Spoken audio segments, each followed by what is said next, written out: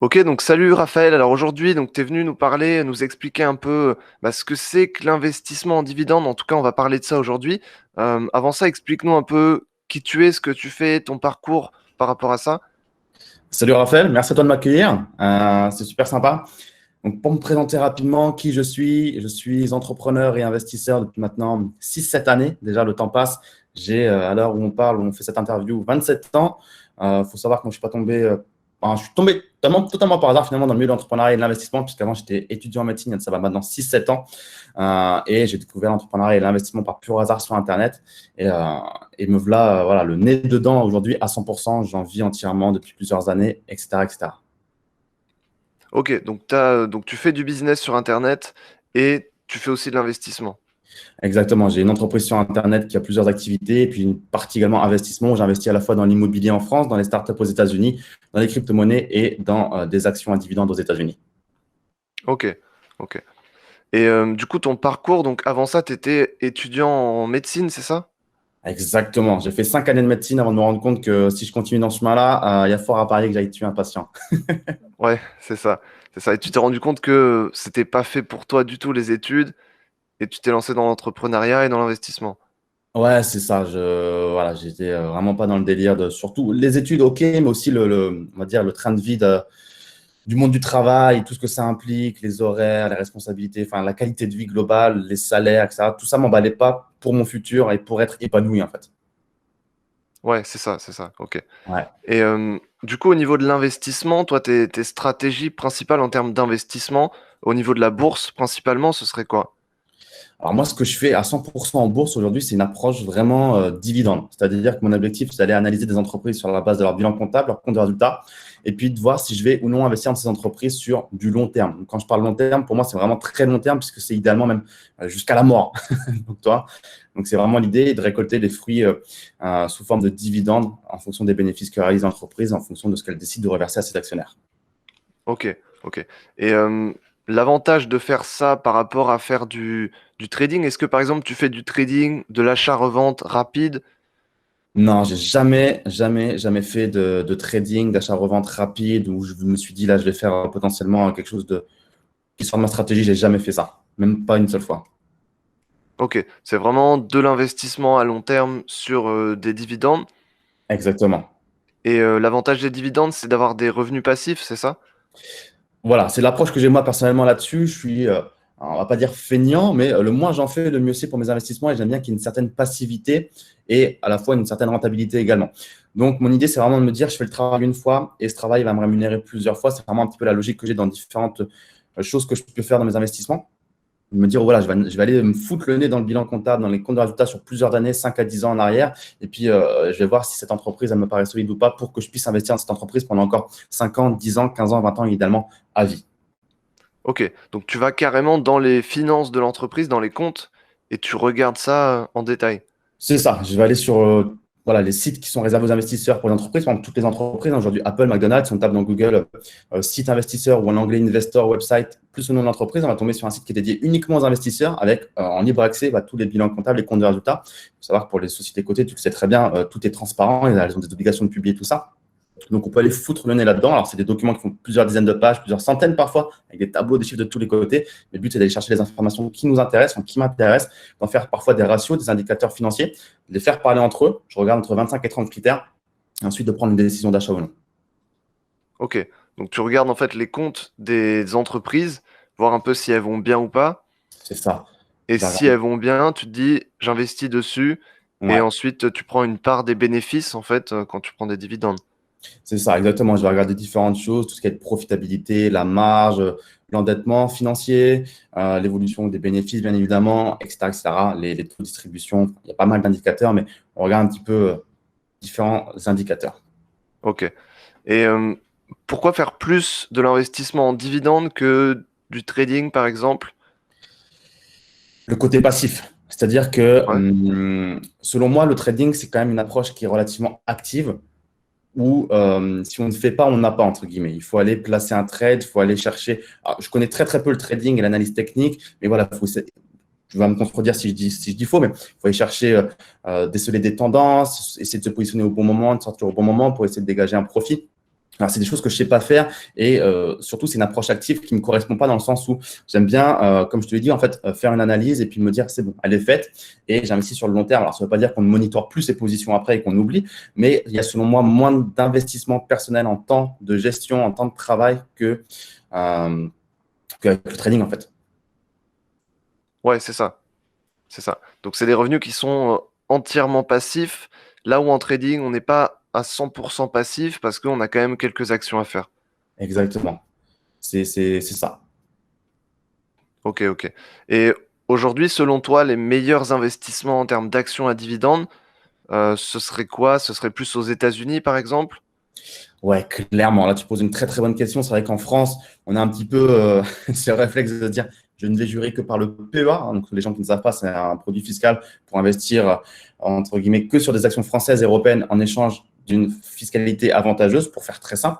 Et du coup, les Français, ils adorent ça parce qu'ils disent si j'ai 0% d'impôt, bah, il n'y a aucune raison que je n'aille pas me servir de cet outil-là. Le problème, c'est qu'ils vont se priver de tout ce qui est étranger, notamment les États-Unis, comme tu l'as cité. Et quand on regarde les statistiques, sur pas 5 ans, 10 ans, mais 100 ans, 200 ans, c'est aux États-Unis qu'il y a le plus de performance. C'est le marché avec la plus grosse capitalisation. Là, il y a les plus grosses entreprises, le plus de liquidité. Là, il y a une culture de l'argent, une culture du dividende, une culture de l'actionnaire où on ne va pas couper, par exemple, les dividendes parce que c'est une crise et qu'il faut être solidaire tous ensemble, comme on le fait souvent en France. Donc, non, comme tu l'as dit, moi, c'est 100% États-Unis parce que il y a le mindset américain. On aime ou on n'aime pas les Américains, mais sur le business et sur l'argent, malheureusement, ou heureusement, je ne sais pas, ils sont là. Ouais, c'est ça, c'est ça. Là-bas, niveau marché, le marché action, c'est le plus gros marché action, comme tu l'as dit. Donc, Il n'y a pas photo. les opportunités, elles sont là-bas, clairement. Même en trading, Ouais, quand on veut trader une action ou un indice, il vaut mieux aller sur le marché américain. c'est vrai, ouais, c'est beaucoup plus dynamique. Ouais, ouais, bah c'est sûr, c'est sûr. C'est le marché action, le plus gros marché action, quoi. C'est celui de référence, ouais. Ouais, ouais. C'est ça, c'est ça. Et donc, c'est quoi les critères principaux que tu regardes quand tu vois une action, tu prends une action au hasard, par exemple? Ouais. Est-ce que dans les comptes, dans tous les chiffres qu'il peut y avoir, est-ce qu'il y a un ou deux chiffres que tu regardes en premier? Alors, oui, bien évidemment. Là, tu vas me citer si on prend une action au hasard. Donc, première chose que je vais faire si on prend une action au hasard, c'est d'aller voir déjà si elle verse un dividende. Si elle ne verse pas de dividende, boum, entre guillemets, ça dégage, ça ne m'intéresse pas. Deuxième chose, je vais essayer de m'assurer d'une certaine stabilité. J'aime pas les entreprises qui ont des chiffres en yo-yo, en montagne russe, où un jour ça va bien, une autre année ça va moins bien, où tu sais, on a des courbes qui font voilà, des montagnes russes. J'aime bien une certaine stabilité, preuve de stabilité. Donc, je vais regarder l'évolution du chiffre d'affaires, des bénéfices nets, de la marge, on va dire, ça c'est le premier truc directement qu'on regarde, c'est, j'ai envie de dire, même le plus évident. Et ensuite, je vais regarder bien évidemment plein d'autres indicateurs, comme notamment le pourcentage de bénéfices que l'entreprise reverse à ses actionnaires. Je veux qu'elle en verse une partie, bien évidemment, parce que moi, en tant qu'actionnaire, je veux du dividende, mais je ne veux pas non plus qu'elle en verse trop, parce que si elle en verse trop, elle s'en garde plus assez pour se développer et investir dans de nouveaux projets ou faire des acquisitions. Donc voilà, c'est souvent ce que je regarde en priorité. Et ensuite viennent les autres indicateurs, tout ce qui est endettement, etc., les capitaux propres, bien évidemment. En fait, tous les indicateurs sont importants. Il n'y en a pas à négliger, mais c'est vrai que le chiffre d'affaires, bénéfice net, évolution de la marge, le payout ratio, le taux de distribution, c'est quand même la base de la base, on va dire. Ok. Donc tu regardes, ouais, si l'entreprise se développe bien et s'il reste aussi, s'il reste des choses à l'entreprise après avoir redistribué des dividendes, c'est ça? Ouais, c'est ça. Par exemple, si sur 100 de bénéfices, elle reverse, on va dire, 95% sous forme de dividendes à ses actionnaires, ça ne va pas me plaire. C'est-à-dire qu'elle se garde que 5% pour continuer d'investir dans sa croissance, etc., etc. C'est pas assez. Donc, moi, généralement, ce que je me dis dans les grandes lignes, j'aime bien qu'elle ne reverse pas plus de 50% à ses actionnaires pour qu'elle puisse se garder au moins 50% pour elle, pour investir dans ses projets, dans sa croissance. Alors, j'ai dit 50% pour la vidéo. En réalité, en bourse, il y a 11 secteurs. Et pour chaque secteur, on peut déterminer un taux de distribution parce que le secteur de la santé n'a peut-être pas les mêmes besoins en financement ou en réinvestissement que le secteur des télécoms, que le secteur des biens de consommation courante, etc., etc. Chaque secteur a ses propres besoins en capitaux et en réinvestissement. Il y a des secteurs où il va falloir réinvestir systématiquement dans l'entretien de certaines choses, alors que d'autres secteurs vont être beaucoup plus passifs et récurrents. Ouais, c'est ça. C'est ça. Parce que si une entreprise ne verse uniquement des dividendes et ne garde pas un minimum de, de bénéfices qu'elle peut faire, elle peut pas se développer. Donc C'est elle ça. pourra pas reverser des dividendes derrière. Et donc, même si sur court terme, ça paraît intéressant parce qu'on se dit, putain, l'entreprise, elle nous verse plein de dividendes, etc. C'est cool. Mais sur le long terme, elle risque d'être beaucoup moins rentable, cette entreprise, de faire beaucoup moins de bénéfices parce qu'elle n'aura pas réinvesti dans sa croissance. Et donc, du coup, in fine, pour nous, on aura moins de dividendes.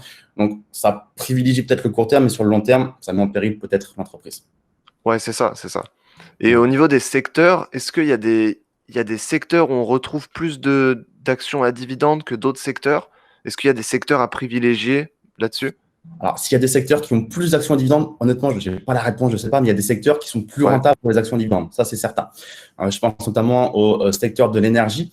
Alors, peut-être plus risqué, plus spéculatif, mais dans le secteur de l'énergie, il y a un véhicule qu'on appelle les MLP, ce qu'on appelle les Master Limited Partnership, qui ne sont pas des corporations ou des sociétés commerciales classiques, qui ont des règles juridiques un peu différentes et qui, en fait, obligent les entreprises à reverser plus de 90% de leurs bénéfices aux actionnaires sous forme, non pas de dividendes, mais de distribution, comme on les appelle, pour ne pas avoir à payer d'impôts, pour avoir moins d'impôts à payer, pour faire très très simple dans les grandes lignes, hein, pour ne perdre personne.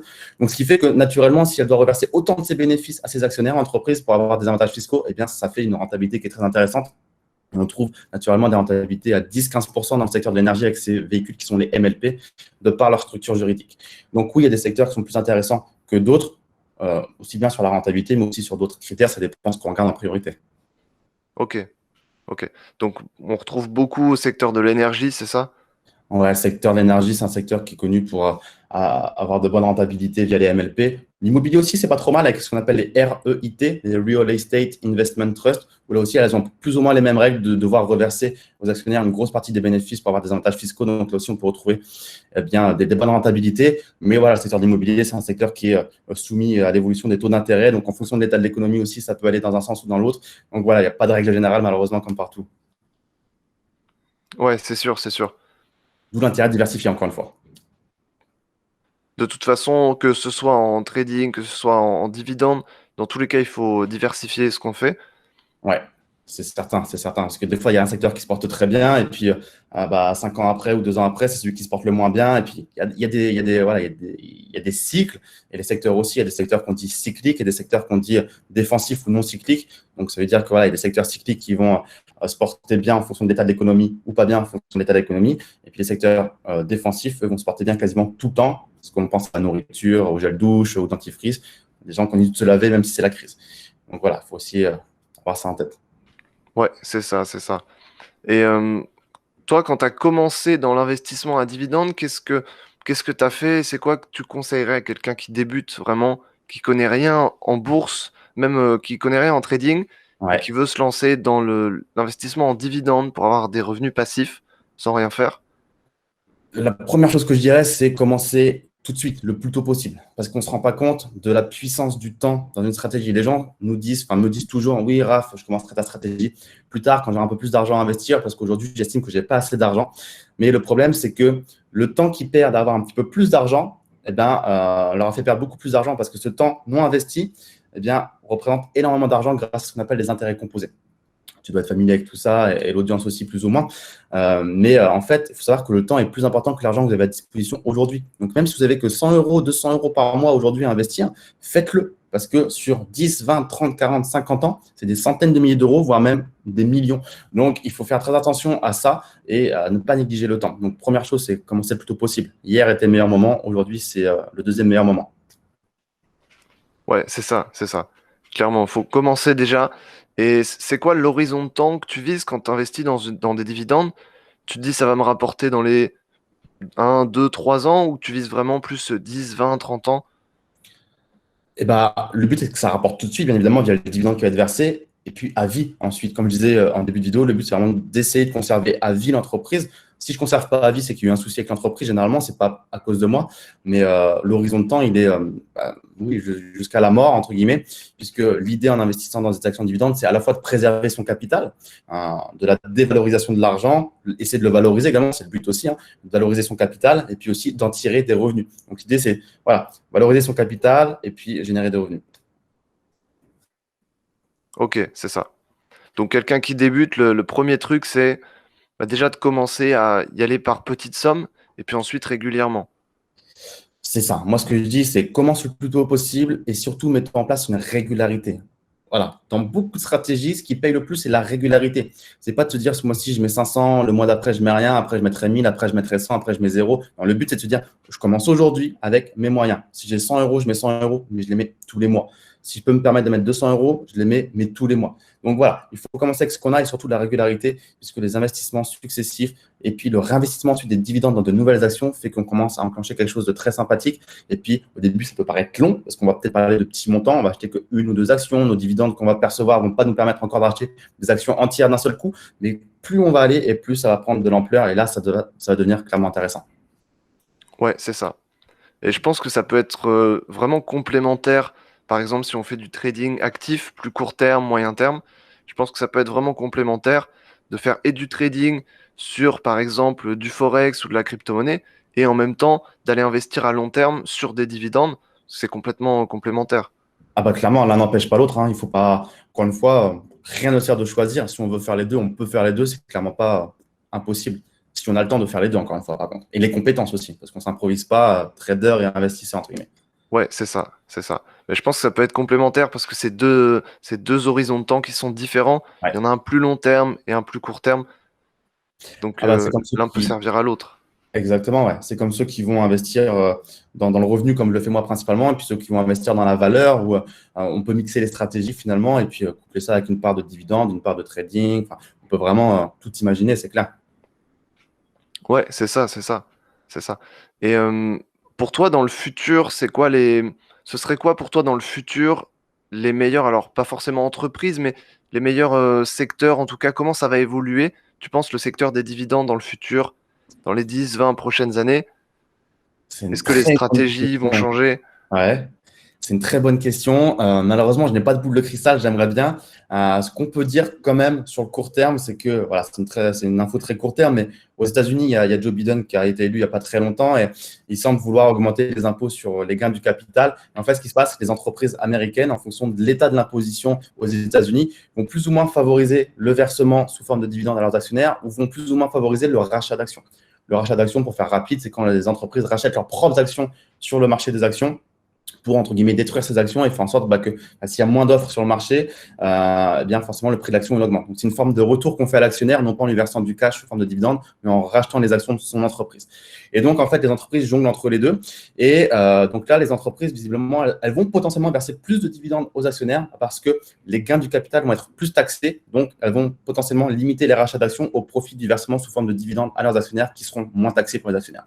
Donc voilà, ce n'est pas encore fait, mais souvent, ça évolue un petit peu comme ça entre les deux balances, entre le rachat d'actions et le versement de dividendes, en fonction de l'imposition aux États-Unis. Après, savoir ce qui va se passer dans 5, 10, 15 ans, no idea.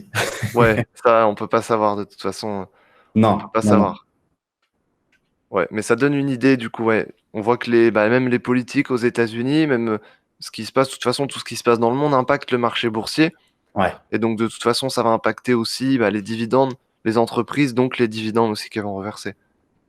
exactement. La stratégie dividende, elle sera encore là, bien évidemment, dans 5 ans, dans 10 ans, dans 15 ans, à vie. Hein. Finalement, c'est la base de l'économie. J'ai envie de dire, il y a une entreprise, elle fait des bénéfices, il y a des actionnaires, on verse aux actionnaires des bénéfices. C'est la base de l'économie. Après, l'attrait des dividendes, est-ce qu'il sera supérieur, inférieur, etc., etc. Bonne question. Ok, ouais. Ouais, ouais, c'est ça. Donc, toi, si je résume, ce que tu fais, c'est que tu prends une action, tu épluches un peu les comptes de l'action, voir si c'est intéressant ou pas. Et à partir de ces infos, tu dis, OK, j'investis dessus et j'investis à vie. Totalement. C'est très bien résumé, c'est ça. C'est une analyse de 25-30 critères. Et puis, alors, malheureusement, tous les critères ne sont jamais réunis. Ça, il y a pas de mouton à 5 pattes, comme on dit, où les étoiles vont pas s'aligner dans le ciel pour moi. Mais on essaie de faire en sorte qu'il y ait un maximum de critères qui me correspondent. Et puis on essaye de prendre des décisions, comme je dis, optimales. C'est-à-dire qu'il n'y aura jamais de décision idéale, il n'y aura jamais d'entreprise parfaite. Mais on essaie de prendre des décisions optimales. Et puis ensuite, on monitore quand même l'entreprise. Comme je te disais, le but, c'est pas de la revendre, c'est de détenir à vie. Mais parfois, il y a des décisions de certaines entreprises ou des changements d'équipe directrice ou un marché qui est plus aussi porteur ou voilà, des choses, des événements de la vie de tous les jours d'une entreprise qui font que j'ai plus envie d'être actionnaire de l'entreprise parce que j'y crois plus vraiment. Et là, je revends. Mais ça m'arrive très peu. C'est ça, OK. Donc, tu suis un peu, alors pas forcément au quotidien, mais tu suis Non. régulièrement, du coup, tes investissements. C'est ça, au quotidien, pas du tout. Même les rapports trimestriels, puisque aux États-Unis, les entreprises publient chaque trimestre des rapports sur l'évolution de leurs bénéfices, sur leurs objectifs, et elles émettent même des guidance, ce qu'on appelle des prévisions d'objectifs. Même ça, je ne regarde pas, ça ne m'intéresse pas, parce que je ne considère pas que j'investis dans une entreprise pour un trimestre.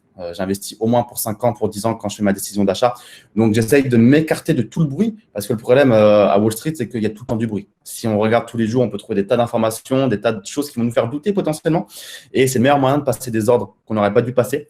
Et je ne sais plus qui avait dit ça, mais une citation que j'adore qui dit que en fait, Wall Street fait son argent sur l'activité des investisseurs et des traders parce qu'ils bouffent des frais de passage d'ordre, les courtiers, etc. Et vous, en tant qu'investisseur, vous faites votre argent sur l'inactivité. Donc, le plus vous réussissez à rester inactif et le plus vous gagnez d'argent. Et il y a plein d'études qui démontrent que finalement, ce n'est pas ceux qui passent le plus d'ordre qui gagnent le plus d'argent, c'est parfois même ceux qui passent le moins d'ordre qui en gagnent le plus. Parce qu'encore une fois, ce n'est pas la quantité qui fait le résultat, c'est la qualité des ordres que tu passes. Donc voilà, le but, c'est de rester, on va dire, presque inactif ou de ne pas en faire trop en se disant, voilà, il faut que je sois actif et c'est comme ça que j'ai gagné plein d'argent. Non, prendre de bonnes décisions et s'écarter un petit peu de tout le bruit qu'on peut très, très vite entendre tout le temps, tout le temps, tout le temps. C'est ça. Donc tu suis tous les trimestres, en fait, c'est ça? À peu Même près? pas, même pas. Les rapports trimestriels, je ne les regarde pas, ça ne m'intéresse pas. Je vais suivre de temps en temps. Il y a même pas, je me dis, allez, là, je vais me poser tous les 6 mois, je vais regarder. De toute façon, j'ai les échos sur mes entreprises, c'est-à-dire que les entreprises dans lesquelles j'investis, ce sont quand même des grosses entreprises, hein, des multinationales cotées en bourse, donc qui ont des activités dans la vie presque tous les jours, on va dire. Donc, voilà, je vois plus ou moins ce qui se passe, s'il y a eu un scandale ou s'il y a eu un gros truc inquiétant, mais non, je ne vais pas aller m'amuser à checker tous les trimestres, tous les 6 mois ou quoi que ce soit les chiffres. Ok, ok. Et c'est valable aussi en trading, ce que tu as dit, c'est-à-dire que plus on prend de position, il y a des statistiques qui montrent que plus on prend de position, et en général, plus les traders prennent de position et moins ils sont rentables. Après, il y Ouais, a des exceptions, bien mais sûr. c'est pour ça que même en trading, il vaut mieux partir sur un trade, essayer de prendre un bon trade, vraiment un trade en sniper un peu, Ouais. plutôt que de prendre plein de trades comme ça. Il y a des Bah, c'est vrai que statistiques qui le montrent. ça ne me surprend pas. En plus, aujourd'hui, on est très tenté avec toutes les presses financières, les magazines, enfin tout ce qui tourne autour du trading et de la bourse, de passer plein d'ordres parce que ils nous disent, voilà, c'est la nouvelle valeur à la mode, il faut faire ci, il faut faire ça, il faut vite revendre ci. On est très vite stimulé en fait à passer à l'action et ils sont très forts là-dessus parce qu'il y a toute une économie, il y a tout un business avec tous ces courtiers qui veulent que ça finalement, qu'on passe des ordres. Parce que nous, à chaque fois qu'on passe un ordre, eux, boum, ils prennent un frais de passage d'ordre ou de vente à l'achat ou à la vente. Donc, c'est vrai qu'on peut très vite être tenté de vendre suite à tous ces stimulus qu'on a à droite et à gauche. C'est ça. Puis C'est les ça, actualités comme avant. Quand il y avait Donald Trump, dès qu'il faisait un tweet, il y en a qui se ruaient sur les marchés. c'est Maintenant, ça, ça va être Elon Musk, dès c'est qu'il fait un ça. tweet, il y en a qui vont se ruer sur une crypto-monnaie. Ah non, c'est la folie. Plus que jamais, je pense, 2020, 2021, je pense que c'est pas prêt de s'arrêter avec tous ces nouveaux traders, ces nouveaux investisseurs, ces applications qui désacralisent l'investissement en bourse, qui rendent ça très, très simple et très accessible. Je suis pas sûr que ça soit un cadeau. Je pense qu'en 2020, 2021, on a beaucoup assimilé la bourse et l'investissement, etc., au casino presque, pour beaucoup, j'ai l'impression. Donc, je sais pas si c'est très, très bien tout ça. Bon, ça ouvre l'horizon à plein d'autres nouvelles personnes, mais voilà, c'est vrai que ça a changé, je trouve. C'est sûr, ouais. Mais pour gagner, comme tu l'as dit, il faut rester patient, en fait, c'est ça. C'est ça. Les plus grandes fortunes se font sur le long terme, encore une fois. C'est-à-dire qu'il n'y a jamais eu quelqu'un qui est devenu milliardaire en 2 mois. Ça n'existe pas. Donc, il faut comprendre que l'investissement, c'est aussi la patience, finalement. Et que c'est une des clés, en fait, principales de la réussite, je pense, selon moi. Ouais, c'est ça, c'est ça. De toute façon, tout se joue à long terme. Et Ouais. bah, en bourse, c'est exactement de la même manière. Ça se joue à long terme, il faut être patient. Et c'est comme ça que ça marche. C'est sûr que celui qui veut une Ferrari dans 6 mois, une villa je ne sais où, c'est pas la bourse que je lui recommanderais. Essaye d'aller créer un business qui va faire beaucoup d'argent très rapidement, mais la bourse, je suis pas sûr que ce soit le meilleur endroit pour très très vite faire énormément d'argent. Si on a une stratégie, encore une fois, qui est relativement safe, si on prend beaucoup de risques, pourquoi pas, mais on prend beaucoup de risques. Ouais, c'est ça. C'est ça. Ok. Donc, ouais, tout se joue à long terme de toute façon. Est-ce que tu aurais c'est quoi en ce moment? Est-ce que tu pourrais nous donner, par exemple, une pépite ou un investissement du moment ou un petit truc qui Une valeur? pourrait nous intéresser? Ouais, par exemple. Une Ou un valeur, une domaine, valeur. Une ou une quoi? valeur, ou un domaine. Un secteur de l'économie? Ouais, par exemple. En ce moment, moi, je suis bien, je regarde en même temps, je suis bien concentré sur le secteur de la santé. qui est un secteur qui, selon moi, peu importe l'état économique, voilà, ça fonctionnera dans le sens où les gens, quand ils sont malades, ils se soignent, crise ou pas crise. Et en dernière valeur, est-ce que je peux te donner une valeur? Dans quoi j'ai investi le mois dernier? Je regarde en direct. J'ai investi. Tac, tac, tac, tac, tac, tac, tac, tac. Je me rappelle même plus ce que j'ai fait. Je vais te dire ça tout de suite. J'ai investi dans ouais, une entreprise du secteur de la santé, justement, que j'aime particulièrement, qui est une entreprise qui s'appelle AbbVie. Je ne sais pas si tu connais. Donc, une entreprise américaine qui est spécialisée dans tout ce qui est recherche autour de tout ce qui est pharmaceutique. Donc, qui va développer de nouvelles molécules, qui va investir énormément dans la R&D, la recherche et développement, des milliards et des milliards. C'est une très grosse entreprise aux États-Unis qui a pas mal de brevets sur des molécules. Alors, voilà, c'est très intéressant ce genre d'entreprise parce qu'il y a beaucoup d'argent, mais un des problèmes de ce type d'entreprise, c'est que leurs brevets, au bout de certaines années, elles vont tomber dans le public. Et donc, elles ont toujours cette recherche, entre guillemets, cette course à la recherche d'une nouvelle molécule qu'elles vont pouvoir breveter pour faire un max de bénéfices avant que ça tombe dans le public. Donc, entreprise très rentable, mais qui ont cette petite particularité à avoir en tête. Donc, ouais, entreprise que j'aime beaucoup, qui a eu de très bons chiffres avec un dividende en augmentation depuis 49 années de suite. Donc, ça fait 49 ans de suite que son dividende est en augmentation. Et ça, c'est une particularité également que je regarde, c'est que le dividende soit en augmentation année après année avant d'investir. Je n'investis pas dans des entreprises qui ont un dividende qui stagne ou qui baisse de temps en temps. Je veux que des entreprises qui ont un dividende qui fait que monter. Ok. Donc ça veut Donc, dire voilà. que depuis 49 ans, Ouais, chaque année, le dividende que l'action va reverser est supérieur à l'année précédente. exactement. C'est exactement ça. Et ça, c'est un de mes critères. Si ce n'est pas le cas, ça ne m'intéresse pas. Je veux que le dividende soit en augmentation parce qu'aujourd'hui, il faut aussi penser à cette taxe invisible qu'est l'inflation, qu'on ne considère que très très peu, mais sur son total return, il faut anticiper que ce n'est pas le total return que tu vas avoir dans ta poche, hein, la performance totale finalement, il faut considérer l'inflation. Et le dividende qui est en augmentation croissante année après année, c'est une façon de contrer cette inflation et même de la surpasser. C'est le but. Ok, ok. Est-ce que par rapport à ça, du coup j'y pense, est-ce que la crise du Covid l'année dernière a changé quelque chose par rapport au versement des dividendes? Oui, évidemment. Alors, encore une fois, ça dépend de quel marché on parle. En France, en Europe, au UK, au Royaume-Uni, les entreprises ont été beaucoup plus impactées qu'aux États-Unis. Pourquoi? Pour ce qu'on a dit au début de la vidéo, la culture du dividende, l'esprit de solidarité qu'il faut avoir en France dès que c'est la crise, etc., etc. Donc, ça a été beaucoup plus compliqué en France où je regardais des chiffres hier, je les ai déjà oubliés, mais c'était pas catastrophique, mais il y a eu, voilà, ah, si c'est ça, plus de 50% des baisses de dividendes dans le monde étaient en France et en Europe. Enfin, c'était un montant Ouais. énorme. Alors qu'aux États-Unis, parallèlement, les dividendes avaient augmenté de 2%, ce qui n'était pas énorme, mais quand même en pleine crise, les dividendes ont augmenté, je crois, de 2,6%, alors qu'en France, ça baissait, ça supprimait. Donc moi, dans mon portefeuille, pour parler concrètement, sur 21 valeurs, j'en avais deux qui ont baissé le dividende, dont une qui l'a déjà rétabli. Donc ça a été loin d'être catastrophique, contrairement à ce qu'on a pu entendre. Attention, c'est la crise des dividendes, c'est terminé, c'est une bêtise que tu as fait, etc., etc. Ouais, c'est ça. On voit tous les médias qui disent que les dividendes, à cause du Covid, c'est fini. En réalité, aux États-Unis, non. Non, alors après, il faut faire attention. Les entreprises les plus fragiles, potentiellement, oui. Moi, je sais que j'ai investi dans des mastodontes, ce qu'on appelle les blue chips, hein, des grosses entreprises qui sont solides. Et donc, elles ont pu maintenir leurs dividendes parce qu'elles savent très bien gérer leur argent. Potentiellement, il y a plein de plus petites entreprises qui ont dû quand même faire des efforts. Mais globalement, sur le marché américain, quand on regarde, les dividendes ont quand même augmenté de 2,6% à côté, ou à côté en Europe, eh bien, on les baissait. Donc, encore une fois, c'est important d'aller là où il y a une vraie culture du dividende, selon moi. Ouais, c'est ça, c'est ça. Ok. Ok, ouais, c'est intéressant aussi. Ouais. Ouais, clairement, clairement. Donc, clairement, les cours, ils ont baissé, hein, on est tous d'accord là-dessus. Europe, France, États-Unis, tout a pris une claque, hein. Là, il y a personne n'y a échappé. Mais sur les versements aux actionnaires, par contre, pas du tout la même chanson. Ok, ouais, parfait, parfait. Est-ce que tu as quelque chose à partager aux gens ou qu'est-ce qu'ils peuvent faire bah, pour commencer directement? Est-ce que tu as quelque chose à ajouter par rapport à ça?